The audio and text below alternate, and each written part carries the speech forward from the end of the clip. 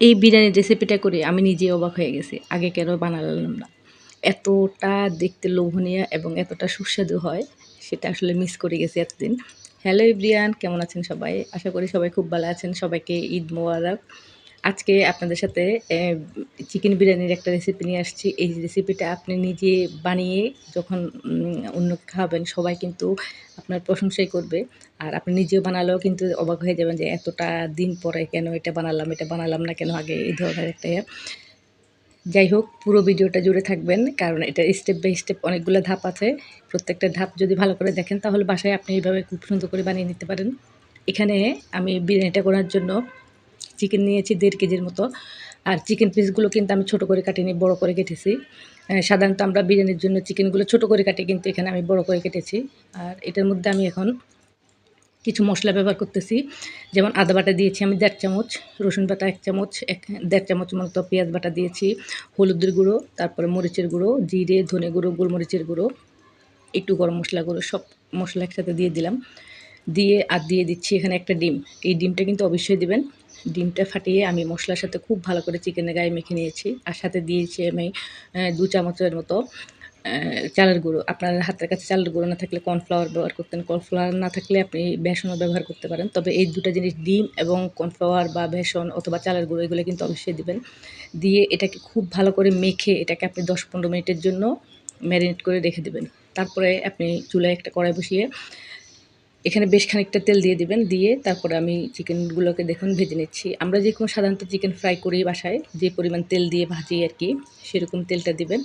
দিয়ে এটাকে ভেজে নেবেন। আর চুলার হিটটা মিডিয়াম হাইতে রেখে তারপরে ভাজবেন। চিকেনগুলো যেন একদম লাল করে ভাজা হয়। এটা যখন ভাজা হবে তখন কিন্তু উপরের অংশটা খুব মুসমুসে হয়ে যাবে একদম। তো এইভাবে কিন্তু আমি সবগুলো চিকেন ভেজে নেব।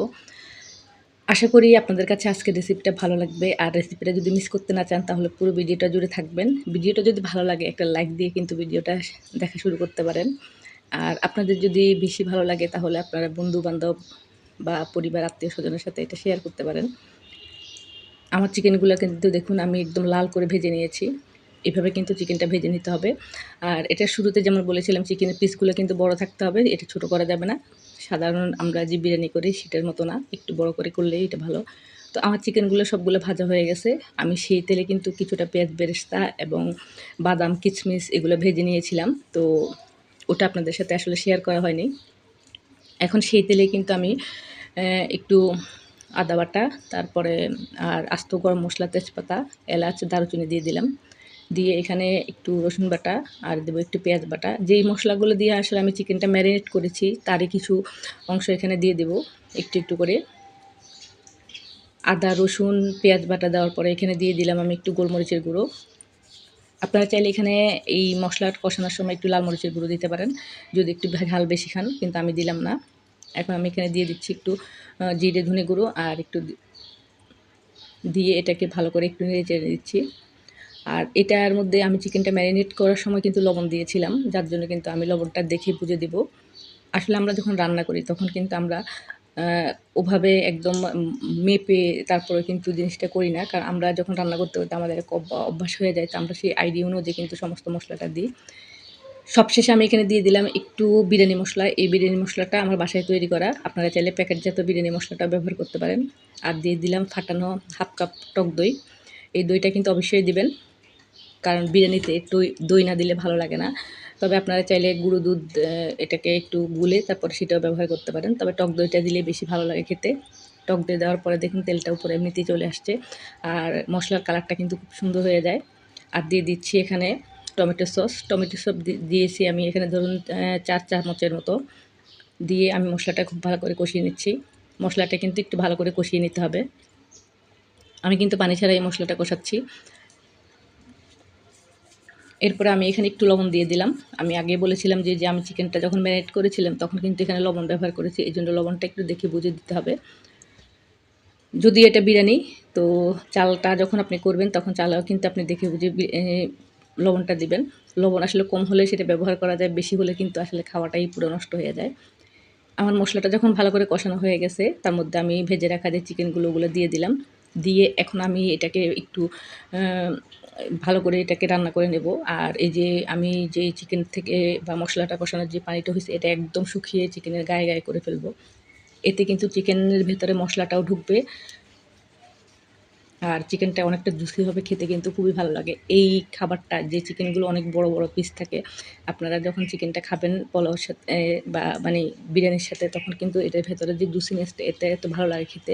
উপরেরটা অনেকটা ক্রিস্পি, ক্রিস্পি থাকে, অনেক মজা লাগে এটা। তো আশা করি আপনাদের কাছে আজকের রেসিপিটা ভালোই লাগবে। আর আপনারা ভালো লাগলে বাসায় ট্রাই করতে পারেন। আমার চিকেনটা রেডি করতে দিয়ে আমি এদিকে চালটা রেডি করে নিচ্ছি। আমি একটা পাত্রে চিকেন ভেজে রাখা একটু তেল ছিল সেটাই দিয়ে দিলাম। তেলের পরিমাণটা কমই দিচ্ছি এখানে। অনেকটা তেল এমনিতেই ব্যবহার হয়ে যায় এই বিরিয়ানিটার মধ্যে। দিয়ে আমি আস্ত গরম মসলা দিয়ে তারপরে আমি চালটা দিয়ে দিলাম। আমি চিকেন নিয়েছি ১.৫ কেজি, এখানে আমি চাল নিয়েছি ৭০০ গ্রামের মতো।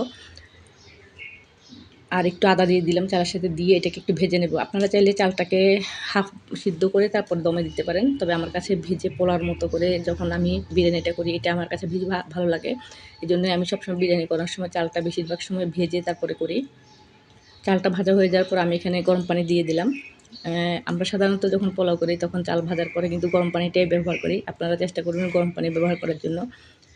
তো আমার পরিমাণ অনুযায়ী কিন্তু আমি পানি দিয়েছি। আসলে দেখা যায় কি অনেক সময় আমরা বলি ৪ কাপ পানি দিতে হবে ২ কাপ চালের সাথে। আসলে দেখা যায় চালের অনেকটা তারতম্য থাকে। তখন দেখা যায় আপনার ৪ কাপ পানি দিলে চালটা অনেক সময় বেশি সিদ্ধ হয়ে যায়।